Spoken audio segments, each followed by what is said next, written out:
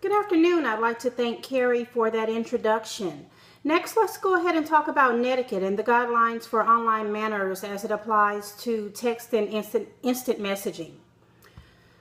Messaging on your phone or computer may seem to be a quick and convenient way of communicating when a long and drawn-out email isn't necessarily needed. However, just because the message is short doesn't excuse the proper use of online etiquette.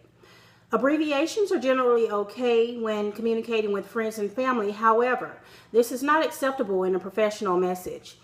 If you're sending a text message, for example, to your employer stating that you're going to be late for the day, an incorrect method would be the use of abbreviations, OMW, to stand for I'm on my way, or a greeting that is not a formal greeting, but instead something like what's up or something like that.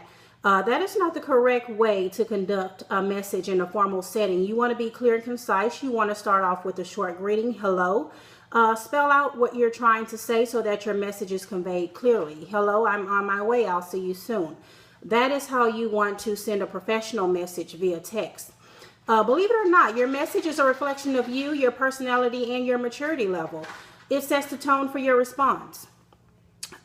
People may get offended if you text or message in all caps because it's an indication that you're yelling, that your voice is elevated, that you're enforcing what you're trying to say. So don't feel surprised if you receive a response after you text or IM'd in all caps and the message isn't as warm and friendly as you feel it should be. You want to keep the following tips. Always keep a mental note of the following tips as a rule of thumb when sending text messages and instant messaging. Number one, don't use all capital letters, as we just discussed. Capital letters, again, are indication that you are yelling or that you are angry. Number two, message appropriately and consider the audience that you're sending the message to.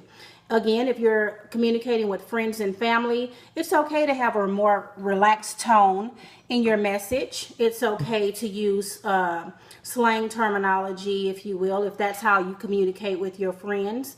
However, if this is a professional setting, if it's a group message that's going to a group of your colleagues, you don't want to have your messaging be a reflection of you and set off a negative impression of you. You want to always present yourself in a professional manner.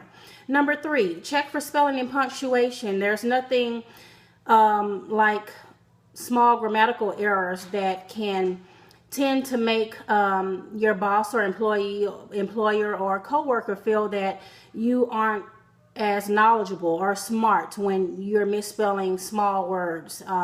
It just looks better, it's tactful, it's more professional. And number four, always double check to make sure it is the intended recipient that you're sending the message to. I think we have probably all at a time or another experienced a situation